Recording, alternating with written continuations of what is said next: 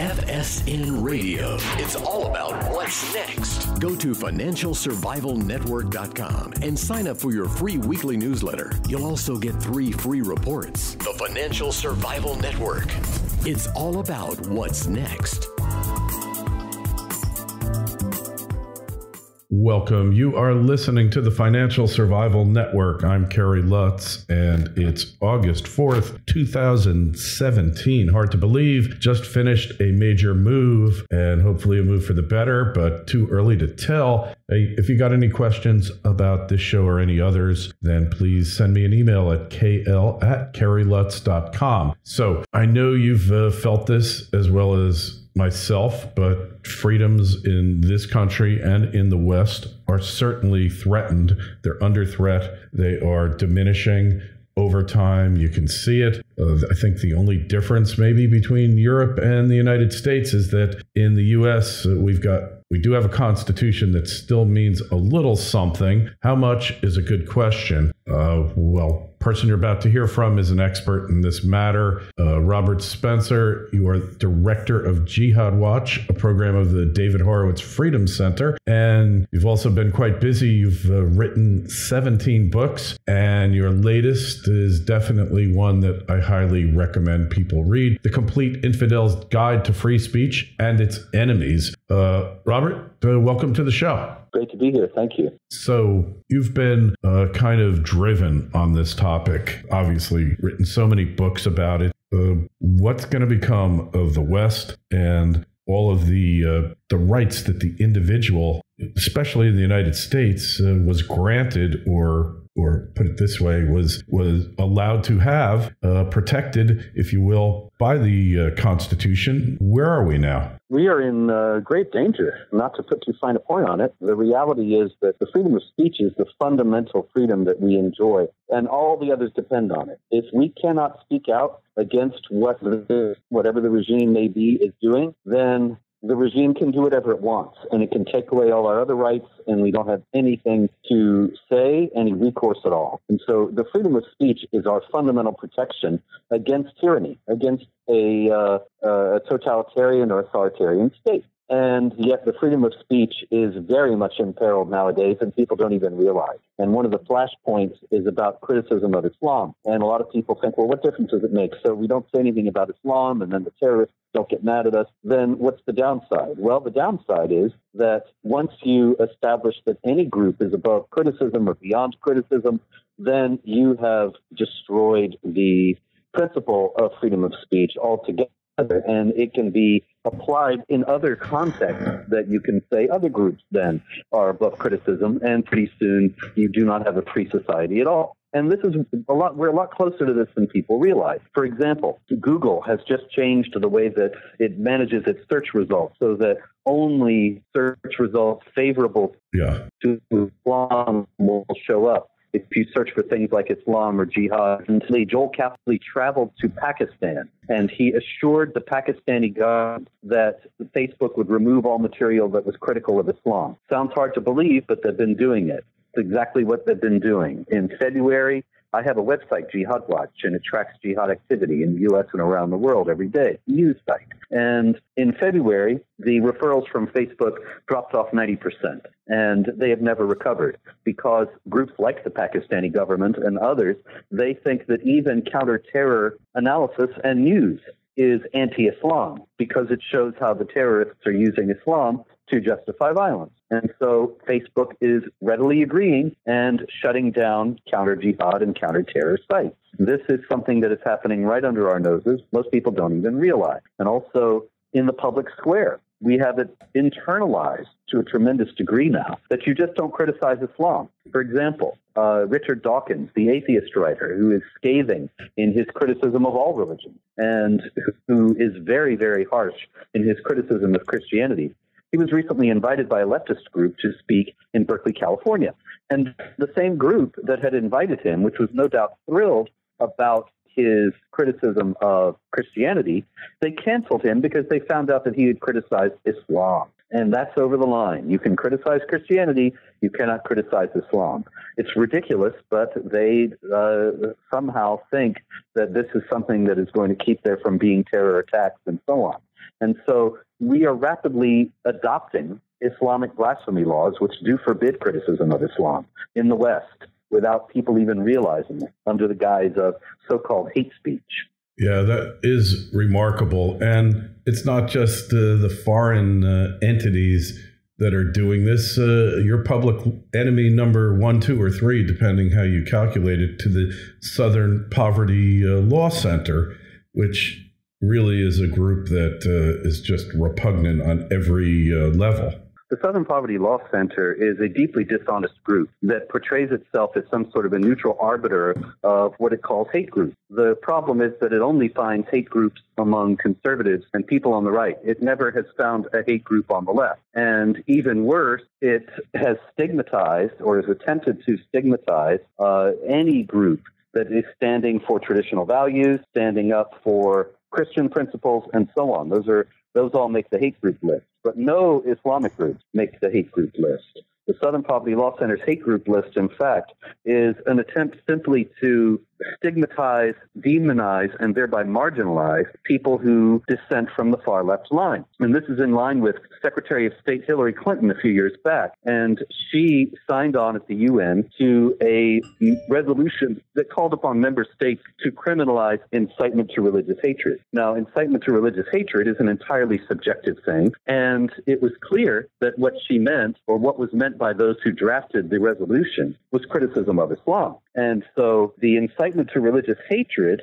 that she's talking about is really counter-terror analysis to a great degree when it deals with Islam. And she went to Istanbul to speak to the Organization of Islamic Cooperation, which had spearheaded this drive to criminalize or call for the criminalization of incitement to religious hatred. And she said to the people there that, well, yes, the United States has the First Amendment, and so we cannot we cannot criminalize the criticism of Islam directly, but we will get people to not say what we want by old-fashioned techniques of peer pressure and shaming. And the peer pressure and shaming is exactly what we see going on from groups like the Southern Poverty Law Center, that they say that if you criticize Islam, if you speak about the ideological origins of the jihad threat within Islamic teachings, then you are a hateful, racist, bigot, Islamophobe, a hate group leader, and so on.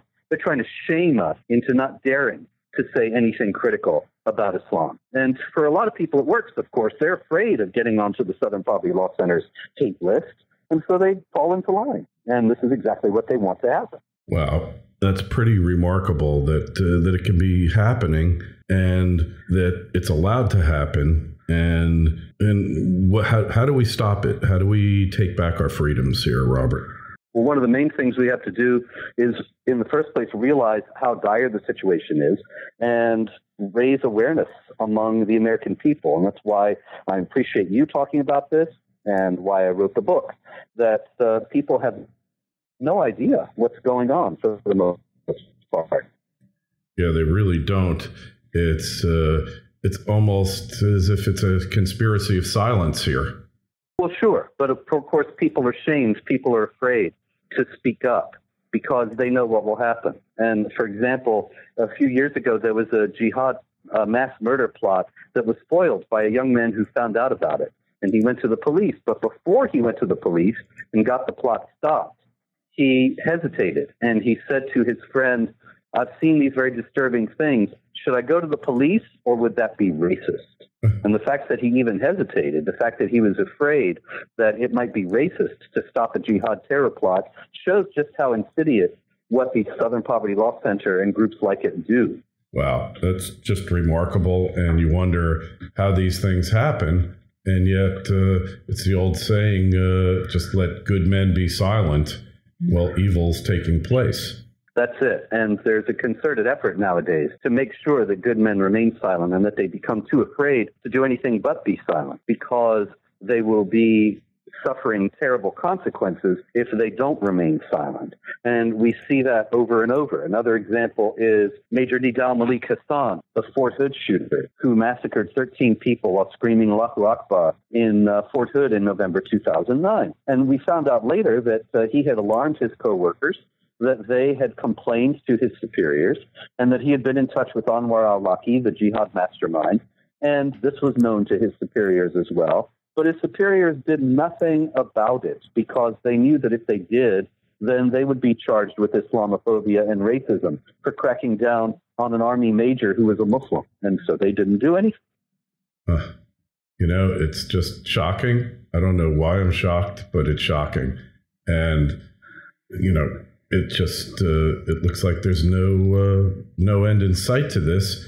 What do you think about Trump, the way he's handling things here?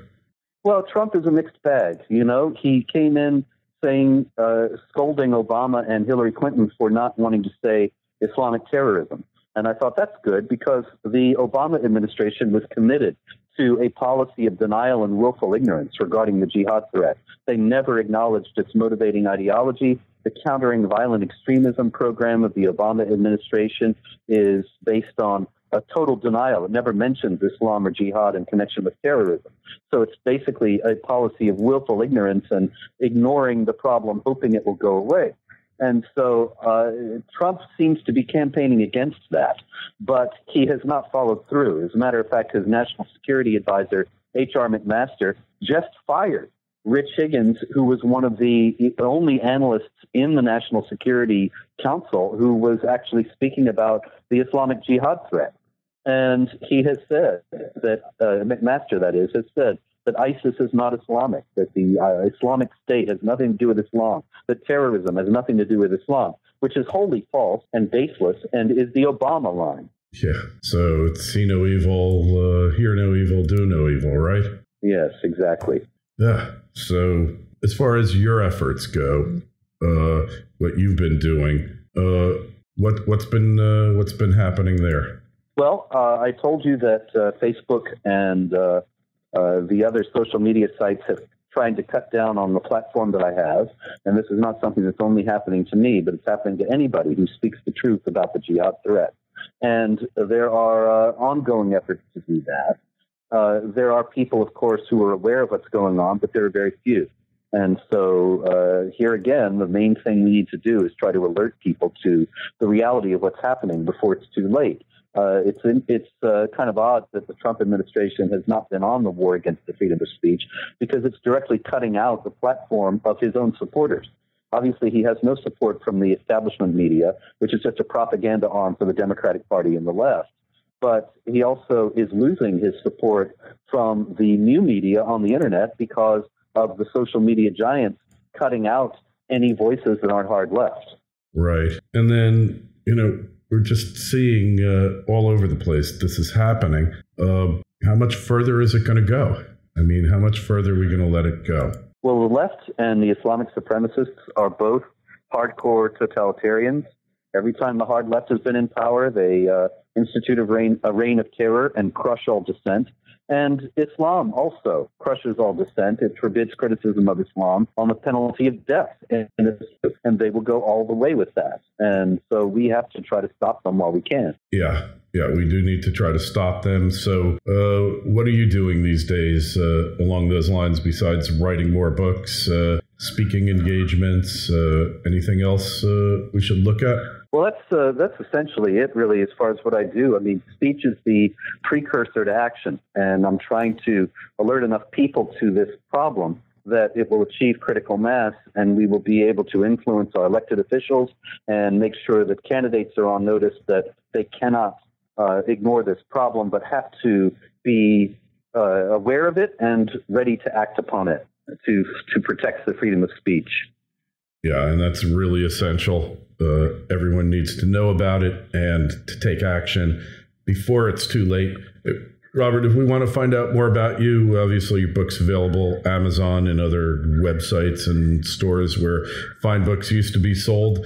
Website, where do we find you there? Yes, the website is jihadwatch.org, updated many times daily with news and commentary about jihad activity in the U.S. and around the world, violent and stealthy. Appreciate you coming on. Hey, if you want to ask Robert, myself, any questions, want info on this or any other shows we do, just email kl@kerrylutz.com. The Facebook page is Financial Survival Network, and the Twitter feed is @KerryLutz. Robert, thanks so much for being with us. Really appreciate it. A pleasure. Thank you. FSN Radio. It's all about what's next. Go to financialsurvivalnetwork.com and sign up for your free weekly newsletter. You'll also get 3 free reports. The Financial Survival Network. It's all about what's next.